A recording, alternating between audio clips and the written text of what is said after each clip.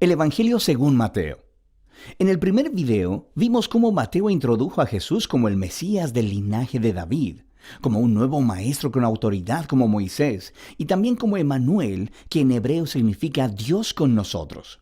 Después de que Jesús anunció y enseñó acerca del reino de Dios, y después de que Él llevó el reino a la vida diaria del pueblo de Israel, vimos que Jesús fue aceptado por muchos, pero rechazado por otros, especialmente por los líderes religiosos de Israel, los fariseos. Así que la gran pregunta es, ¿cómo terminará el conflicto entre Jesús y los líderes de Israel? La siguiente gran sección, de los capítulos 14 al 20, explora todas las diferentes expectativas que las personas tienen acerca del Mesías. Jesús sigue sanando personas enfermas y 2 veces ha provisto comida milagrosamente para esas multitudes en el desierto. Una formada por gente judía y otra por gente no judía. Y esta señal es muy similar a lo que Moisés hizo por Israel en el desierto. De manera que todas estas personas están muy emocionadas con Jesús. Ellos piensan que Él es el gran profeta y el Mesías, pero no así los líderes religiosos. Su perspectiva del Mesías está formada por pasajes como el Salmo 2 o Daniel capítulo 2, sobre un Mesías victorioso que va a liberar a Israel y derrotar a los opresores paganos. Y desde esa perspectiva, Jesús es un falso maestro. Él está haciendo declaraciones blasfemas acerca de sí mismo. Así que aquí encontramos historias acerca de su creciente oposición mientras preparan un plan para asesinarlo. Jesús responde apartándose de ellos, y Él empieza a enseñarle a sus discípulos más cercanos lo que significa que Él sea el Mesías de Israel, porque no es nada de lo que los demás están esperando. De manera que Jesús le pregunta a sus discípulos en el capítulo 16. Él dice, «¿Ustedes quién dicen que soy yo?» Y parece que Pedro se topa con la respuesta correcta. Él dice, «Tú eres el Mesías, el Hijo del Dios viviente». Pero luego queda claro que Pedro está pensando acerca de un rey que va a reinar victoriosamente a través del poder militar. Y Jesús reta a Pedro diciendo, «Sí, me convertiré en rey, pero de una manera diferente». Así que Jesús comienza a enseñarles acerca de los temas del profeta Isaías, quien dijo que el rey mesiánico sufriría y moriría por los pecados de su pueblo. Jesús se estaba posicionando a sí mismo como el rey mesiánico, que reina a través de convertirse en un siervo que entregaría su vida por Israel y las naciones. Y bueno, Pedro y los discípulos simplemente no lo entienden. Así que Jesús entra al cuarto bloque de enseñanza, seguido después por otra serie de enseñanzas.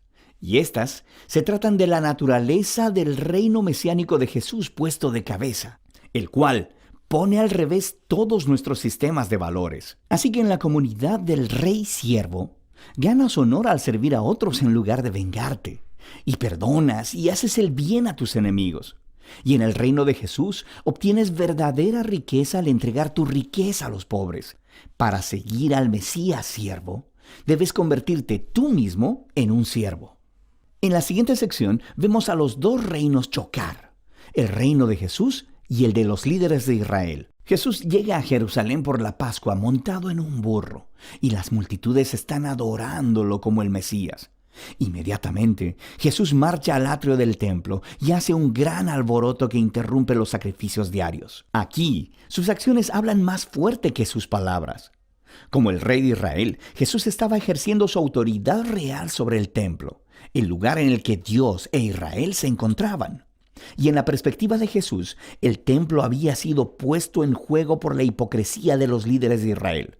Así que aquí, Él está retando su autoridad, y naturalmente, ellos se ofenden profundamente. Ellos intentan atrapar a Jesús y humillarlo en un debate público, pero fracasan, por lo que al final determinan asesinarlo. Como respuesta, Jesús da su último bloque de enseñanza.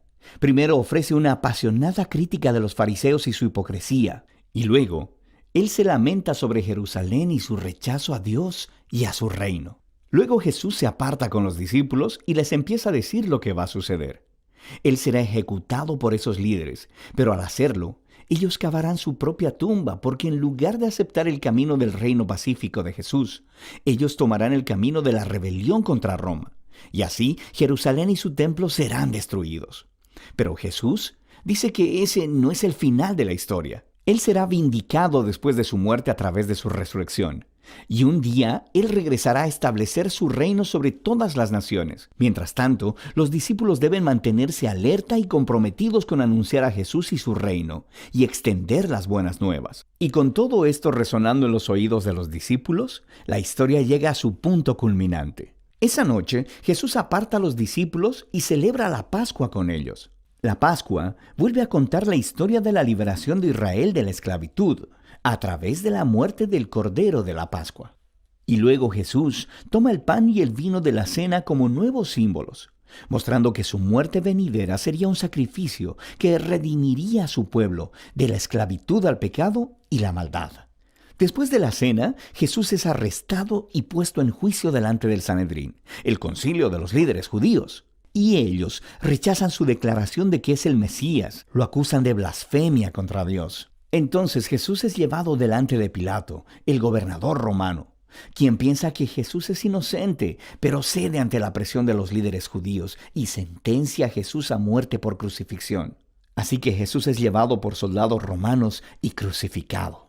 Ahora notarás en esta sección que, justo como Mateo hizo en los primeros capítulos, él aumenta el número de referencias al Antiguo Testamento. Él está tratando de mostrar que la muerte de Jesús no fue una tragedia o un fracaso. Más bien fue el sorprendente cumplimiento de todas las antiguas promesas proféticas. Jesús vino como el Mesías siervo del que Isaías hablaba. Él fue rechazado por su propio pueblo, pero en lugar de juzgarlos, Él es juzgado en su lugar, llevando las consecuencias de su pecado. Así que termina la escena de la crucifixión, y el cuerpo de Jesús es colocado en una tumba.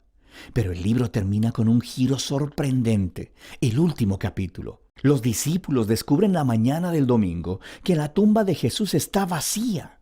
Y de pronto, las personas comienzan a ver a Jesús resucitado de entre los muertos. Y el libro concluye con un Jesús resucitado, dando su enseñanza final, llamada la Gran Comisión. Jesús dice que Él es ahora el Rey verdadero del mundo. Así que envía a sus discípulos a ir a todas las naciones con las buenas nuevas de que Jesús es el Señor y de que cualquiera puede unirse a su reino al ser bautizado y seguir sus enseñanzas. Y haciendo eco a su nombre, Emmanuel, Dios con nosotros, del capítulo 1, las últimas palabras de Jesús para sus discípulos en este libro son: yo estaré con ustedes. Es una promesa de la presencia de Jesús hasta el día que Él finalmente regrese. Y ese es el Evangelio según Mateo.